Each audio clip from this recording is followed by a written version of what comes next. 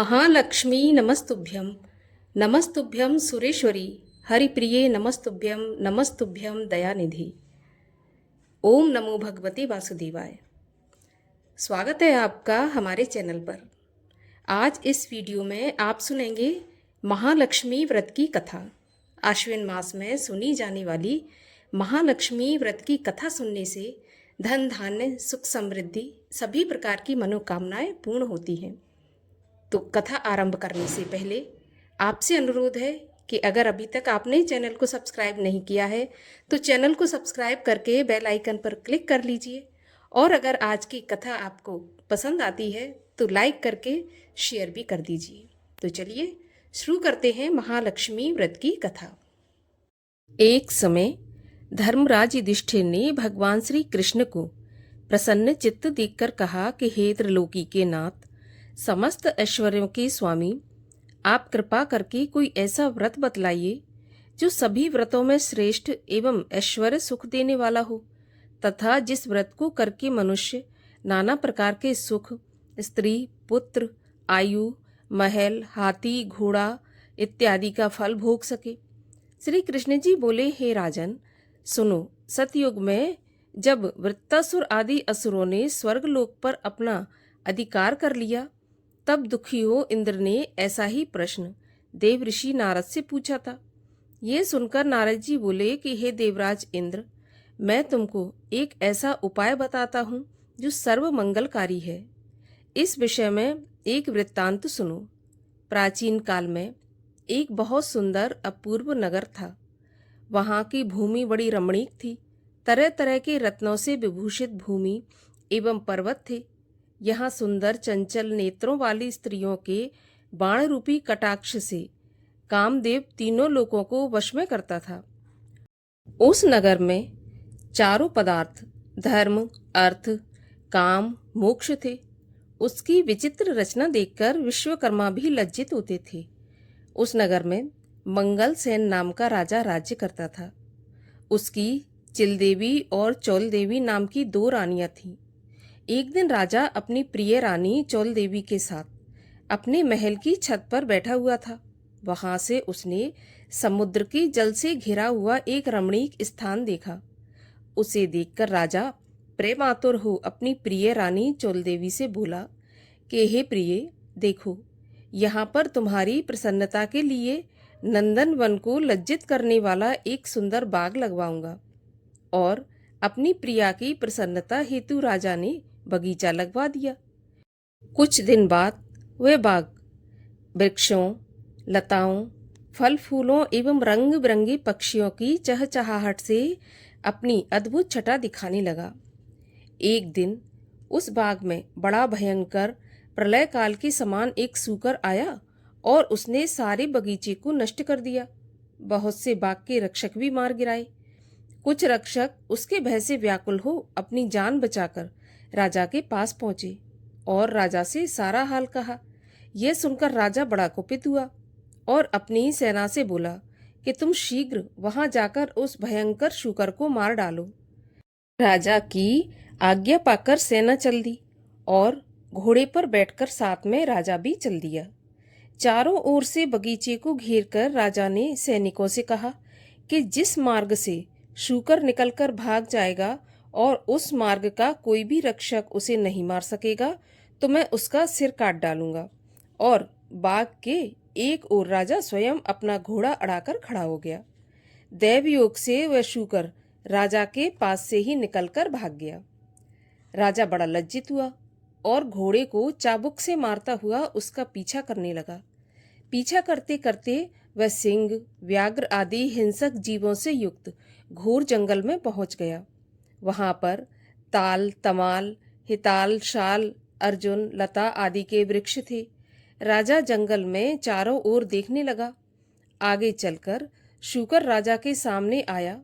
राजा ने देखते ही उसे भाला मार दिया और भाला के लगते ही वह शूकर ने अपना शरीर त्याग दिया और सुंदर गंधर्व शरीर धारण करके विमान में बैठकर अपने लोक को जाते हुए राजा मंगल सेन से बोला कि हे पृथ्वीपति, आपका कल्याण हो। आपने मेरा उद्धार किया है।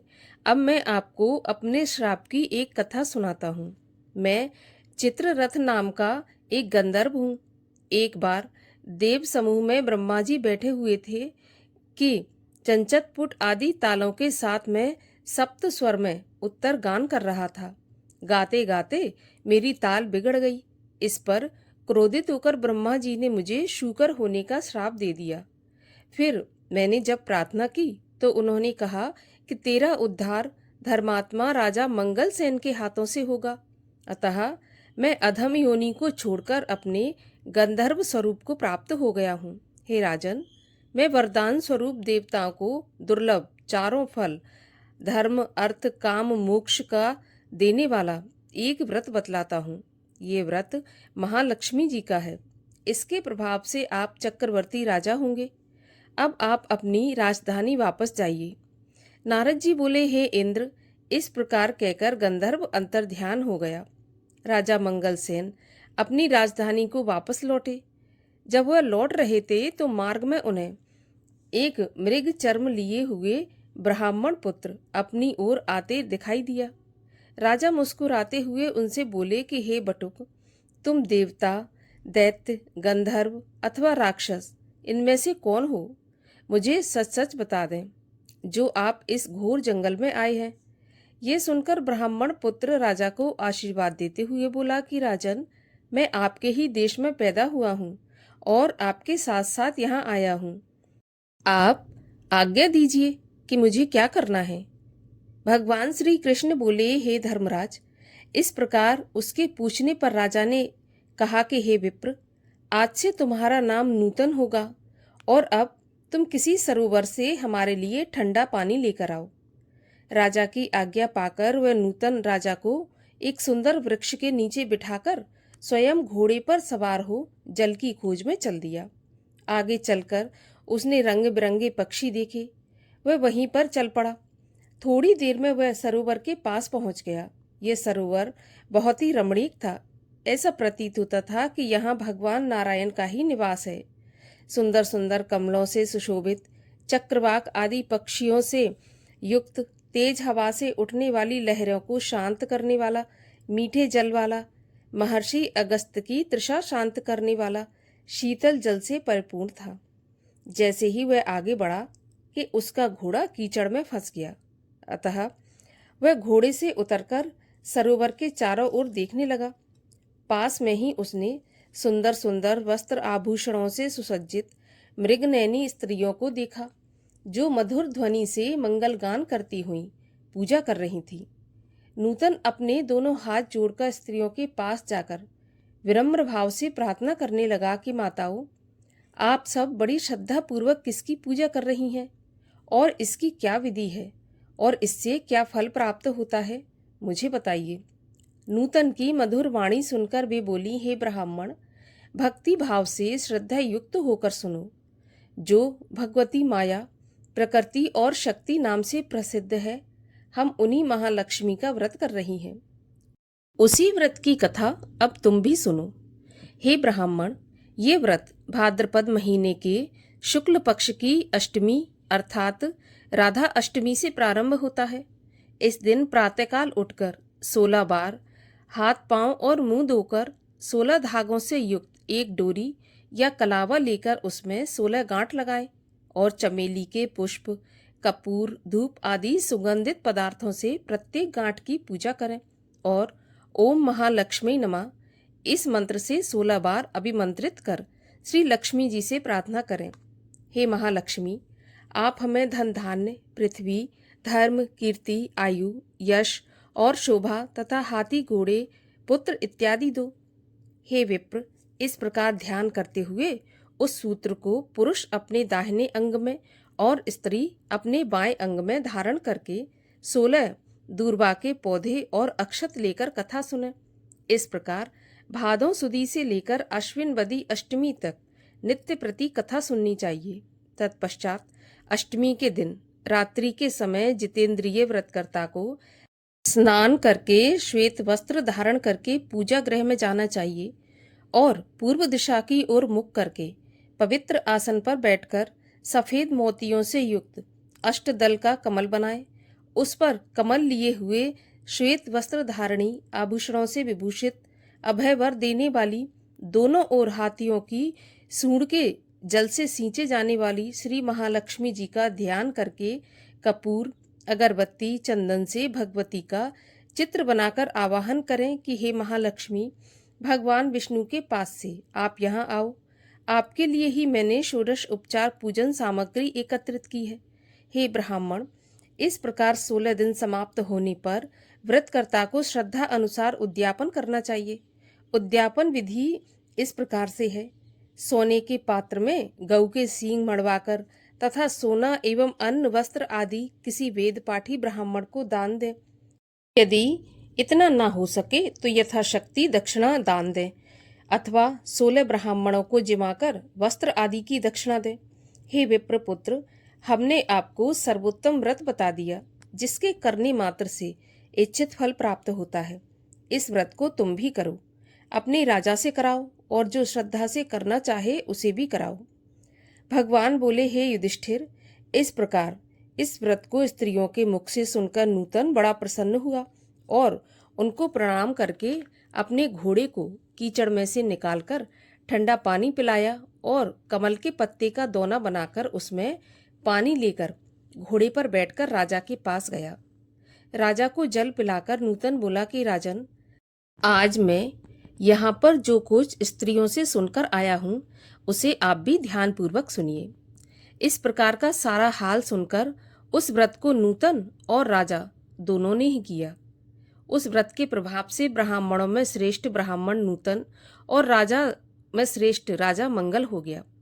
उसके बाद राजा ब्राह्मण को साथ लेकर घोड़े पर सवार हो अपने नगर को चल दिया। राजा का आना सुनकर सब नगरवासी बड़े प्रसन्न हुए और भेंट आदि वस्तु लेकर बाजे गाजे के साथ राजा की अगवानी करने चल दिए। चारों ओर घंटा और घड़ियालों के शब्द होने लगे। ऐसा मालूम होता था कि खुशी के मारे सारा नगर नाच रहा है। 16 श्रृंगार किए गजगामिनी स्त्रियां भी मंगल गाती हुई राजा की अगवानी को आईं। नगरवासियों द्वारा सत्कार किया गया। राजा ब्राह्मण कुमार नूतन के साथ घोड़े पर से उतरकर अपने महल में रानी चौल देवी के पास गया। रानी चौल देवी राजा के हाथ में धागा बंधा देखकर क्रोधित हुई, परंतु उसने क्रोध को छुपा लिया और सोचने लगी कि राजा शिकार के बहाने किसी अन्य स्त्री से प्रेमालाप करने लगा है। इसी कारण उसकी बाह में उस स्त्री ने अपने सौभाग्य के लिए यह डोरा बांध दिया है और साथ ही मुझे देखने के लिए इस ब्राह्मण को भेजा है। अतः क्रोधित हो उसने डोरे को राजा की बाह से तोड़कर फेंक दिया। राजा उसकी करतूत समझ नहीं सका, क्योंकि वह सेवकों और मंत्रियों को जंगल का सारा हाल बता रहा था। उसी समय राजा की दूसरी पत्नी चिल्ल देवी की एक दासी राजा को वहां देखने आई। उसने भूमि पर पड़े डोरे को उठा लिया और उस ब्राह्मण से डोरे के बारे में सारा विवरण पूछा। दासी ने सारा विधान जानकर अपनी स्वामिन चिल्ल देवी से जाकर कहा और वह राजा का सूत्र भी दे दिया। रानी ने उसी समय नूतन को बुलावा भेजा और उसके बताए गए व्रत को विधि विधान सहित करने लगी। भगवान बोले, हे पांडुनंदन युधिष्ठिर, 1 वर्ष बीतने पर लक्ष्मी पूजा के दिन रानी चिल्ल देवी के महल में अपार बाजे गाजे बजने लगे। यह देखकर राजा को लक्ष्मी पूजन की याद आई और राजा अपनी बाह में बंधे सूत्र को देखने लगा। जब उसने बाह में बंधा सूत्र नहीं पाया तो नूतन ने रानी चोल देवी द्वारा उसे तोड़कर फेंके जाने का सारा हाल राजा को बता दिया। ये सुनकर राजा क्रोधित हो रानी चोल देवी से बोला कि अरे दुर्बुद्धे, अब मैं तेरे महल में लक्ष्मी पूजन न करके रानी चिल्ल देवी के महल में लक्ष्मी पूजा करूंगा। ऐसा कहकर राजा चिल्ल देवी के महल में चला गया। इसी बीच लक्ष्मी जी बुढ़िया का रूप बनाकर परीक्षा लेने के लिए रानी चौल देवी के घर आईं। रानी चौल देवी उनका निरादर करते हुए बोली, अरे दुष्टे, तू कौन है? मेरे घर कैसे आई? चल भाग यहाँ से। इस प्रकार लक्ष्मी जी रानी चौल देवी से अपमानित होने से उसे श्राप देती हुई बोली कि ए मूर्ख, तूने मेरा अपमान किया है, अतः तू शूकर मुखी हो जा और आज से इस मंगलपुर का नाम कोलापुर हो जाए। फिर बुढ़िया के रूप में लक्ष्मी जी वहां से चलकर परीक्षा लेने के लिए चिल देवी के महल में गई। वहां रानी ने उनका बड़ा सम्मान किया। रानी से सम्मानित हो लक्ष्मी जी ने वृद्धा का रूप त्याग कर साक्षात अपना लक्ष्मी स्वरूप धारण किया। यह देखकर रानी चिल देवी ने लक्ष्मी जी को साष्टांग प्रणाम किया और बड़े प्रेम से नाना प्रकार से उनका पूजन किया। भगवती लक्ष्मी चिल देवी से प्रसन्न होकर बोली कि चिल देवी, मैं तुमसे बहुत प्रसन्न हूँ, मन चाहा वरदान मांग लो। चिल देवी बोली, हे महालक्ष्मी, हे कमल नयनी अम्बे, जो भी प्राणी आपके इस व्रत को करे और जब तक चंद्र सूर्य आकाश में रहे तब तक आप उसके घर को संपूर्ण ऐश्वर्य से परिपूर्ण रखें। उसके घर में आप सदैव विराजमान रहें। मेरे पति सहित आपकी ये कथा सारी पृथ्वी पर विख्यात हो। हे धर्मराज, रानी से भगवती लक्ष्मी तथास्तु कहकर वहां पर अंतर्ध्यान हो गई। तत्पश्चात राजा मंगलसेन ने रानी चिल देवी के साथ बड़ी श्रद्धा से पूजन व्रत किया। दुराचारणी रानी चोल देवी ईर्ष्यावश होकर रानी चिल देवी के महल में जाने लगी। वहां बैठे पहरेदारों ने उसे अंदर जाने से रोक दिया, क्योंकि लक्ष्मी जी के श्राप के कारण उसका शूकर के समान मुख दिखाई पड़ता था। रानी दिखाई नहीं देती थी। तब वह दुखी हो जंगल में महर्षि अंगिरा के पास गई। उसकी यह दशा देखकर मुनि अंगिरा ने अपनी ज्ञान दृष्टि द्वारा उसकी सारी बातें जान ली। तब मुनि ने लक्ष्मी जी के कुपित होने का कारण उससे कहा और स्वयं श्री लक्ष्मी जी से उसके अपराध की क्षमा याचना करने लगे। उससे श्री लक्ष्मी जी का पूजन व्रत भी करवाया। व्रत के प्रभाव से वह रानी पुनः अपने लावण्यमयी स्वरूप को प्राप्त करके कीर्ति पाने लगी। इसके बाद उसी वन में राजा मंगलसेन शिकार खेलने को गया। वहां मुनि अंगिरा की कुटी में रूप लावण्य से युक्त उस अनुपम देवी को देखकर राजा मंगलसेन बोला कि हे महर्षि, यह अपनी सुंदरता से इस वन को प्रकाशमान करने वाली स्त्री कौन है? इसका कारण मुझसे कहो। राजा की बात सुनकर महर्षि अंगिरा ने उसकी सारी कथा सुनाकर रानी चोल देवी उसे सौंप दी। राजा प्रसन्न चित्त हो रानी चोल देवी को अपने साथ अपनी राजधानी लाया और रानी चिल देवी सहित पृथ्वी के नाना प्रकार के भोग भोगने लगा। दोनों रानी बड़े प्रेम से मिलकर रहने लगी और राजा की सेवा करने लगी। राजा मंगलसेन पृथ्वी के समस्त सुख भोग कर अंत में स्वर्ग को गया और मंगल नक्षत्र के नाम से विख्यात हुआ। नारद जी बोले, हे इंद्र, समस्त व्रतों में श्रेष्ठ महालक्ष्मी का व्रत मैंने तुमसे कहा। जो व्यक्ति इस व्रत को करेगा वह धर्म, अर्थ, काम, मोक्ष चारों पदार्थों का भागी होगा। अतः तुम भी इस व्रत को करो, जिससे धन धान्य, भूमि, कीर्ति, आयु, यश, शोभा, घोड़ा, हाथी, पुत्र, पौत्र आदि प्राप्त हों और तुम्हारी कीर्ति फैलती रहे। इंद्र नारद जी को प्रणाम करके अपने लोक को गए और वह व्रत किया। भगवान श्री कृष्ण बोले, हे युधिष्ठिर, नारद जी से देवराज इंद्र द्वारा पूछे गए श्रेष्ठ व्रत को मैंने तुम्हें बता दिया, जो सांसारिक और पारलौकिक सुखों को देने वाला है। महालक्ष्मी व्रत की कथा समाप्त हुई। बोलिए महालक्ष्मी माता की जय। और आइए अब करते हैं माता लक्ष्मी की आरती। ओम जय लक्ष्मी माता मैया, जय लक्ष्मी माता, तुमको निस दिन सेवत हर विष्णु विधाता।